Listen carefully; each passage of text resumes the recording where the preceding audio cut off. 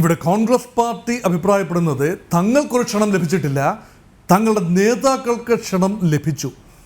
സോണിയാഗാന്ധി എന്ന കോൺഗ്രസിൻ്റെ ഒരു ഡിഫാക്ടോ നേതാവ്, അതുപോലെ ലോക്സഭയിലെ പ്രതിപക്ഷ കക്ഷികളുടെ ഏറ്റവും കൂടുതൽ അംഗസംഖ്യയുള്ള കോൺഗ്രസിൻ്റെ നേതാവ് അധീർ രഞ്ജൻ ചൗധരി, മുൻ പ്രധാനമന്ത്രി എന്ന നിലയിൽ ശ്രീ മൻമോഹൻ സിംഗ്, അങ്ങനെ അതുപോലെ കോൺഗ്രസ് പാർട്ടിയുടെ പ്രസിഡന്റ് ഖാർഗെ, മല്ലികാർജുന ഖാർഗെ, ഈ 4 പേർക്കാണ് ഉന്നത നേതാക്കളിൽ ഒരുപക്ഷെ ക്ഷണം ലഭിച്ചത് BJPയുടെ ഭാഗത്തു നിന്നല്ല, മറിച്ച് ക്ഷേത്രം ട്രസ്റ്റിൻ്റെ ഭാഗത്തു നിന്നാണ്.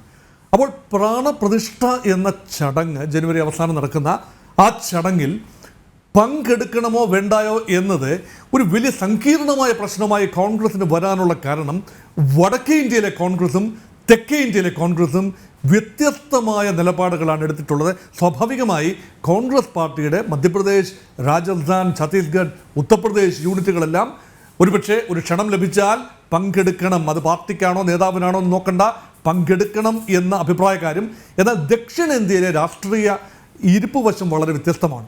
അതുകൊണ്ട് തമിഴ്നാട്ടിലെയും കേരളത്തിലെയും കർണാടകത്തിലെയും ആന്ധ്രയിലെയും തെലുങ്കാനയിലെയും ഒക്കെ കോൺഗ്രസ് നേതാക്കൾ ഒരുപക്ഷെ ആ ചടങ്ങിൽ നിന്നും വിട്ടു നിൽക്കണം എന്ന് വാദിക്കുമ്പോൾ കോൺഗ്രസ് പാർട്ടിയുടെ വർക്കിംഗ് കമ്മിറ്റിക്കോ അതിൻ്റെ അധ്യക്ഷൻ AICCയുടെ പ്രസിഡന്റിനോ സോണിയാഗാന്ധിക്കോ രാഹുൽ ഗാന്ധിക്ക് പോലുമോ വ്യക്തമായൊരു നിലപാടെടുക്കാൻ കഴിയുന്നില്ല എന്നതാണ് യാഥാർത്ഥ്യം. ഇവിടെ നോക്കൂ, ഒരു പാർട്ടിയെ സംബന്ധിച്ചിടത്തോളം ഒരു ക്ഷണം ലഭിക്കുന്നു, അത് പാർട്ടിക്കായിക്കൊള്ളട്ടെ, ഉന്നത നേതാക്കൾക്കായിക്കൊള്ളട്ടെ, അതിനുശേഷം ഞങ്ങൾ പോകുന്നു എന്നതിന് കാരണം ഇതാണ്, അല്ലെങ്കിൽ പോകുന്നില്ല അതിന് ക്ഷണം നിരസിക്കാനുള്ള കാരണം ഇതാണ് എന്ന് പറയാനുള്ള മടി എന്താണ്? അതിനർത്ഥം പോകണം, പോകാതിരിക്കാം, ഇങ്ങനെ ഒരു അർത്ഥ മെഷറിൽ നിൽക്കുകയാണ്. അത് വളരെ സങ്കീർണമായ ഒരു സ്ഥിതിവിശേഷമാണ് 2024 ലോക്സഭാ തെരഞ്ഞെടുപ്പിൽ INDA മുന്നണിയെ സംബന്ധിച്ചിടത്തോളം നമുക്ക് ഫോർസീ ചെയ്യാവുന്നത്. കോൺഗ്രസ് പാർട്ടി ആ മുന്നണിയുടെ നേതൃസ്ഥാനത്തുണ്ട്. അതിലെ പല കക്ഷികൾ പല രൂപത്തിൽ പല രീതിയിൽ സംസാരിക്കുന്നു. ഏകമാന അഭിപ്രായമില്ല. അതൊരു നിർണായക വിഷയമാണ്.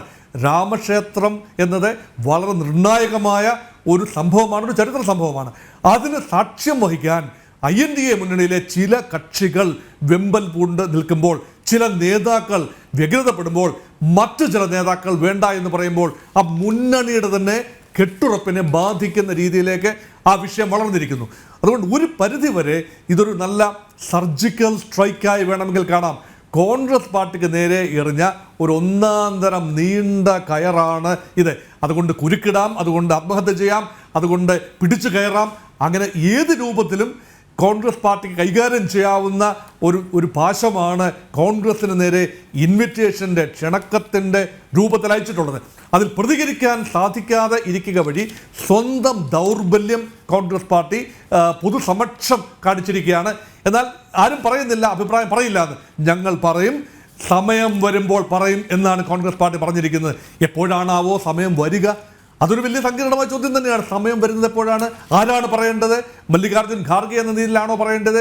അതോ ക്ഷണം കിട്ടിയ ആളുകൾ ഞാൻ പങ്കെടുക്കുന്നു ഇന്ന കാരണത്താൽ എന്നാണോ? ഇതൊക്കെ സത്യം പറഞ്ഞാൽ ഒരു പാർട്ടി എന്ന നിലയിൽ, ഒരു ദേശീയ കക്ഷി, 2 ദേശീയ കക്ഷികളാണ് പ്രധാനമായിട്ടുള്ള BJPയും കോൺഗ്രസും.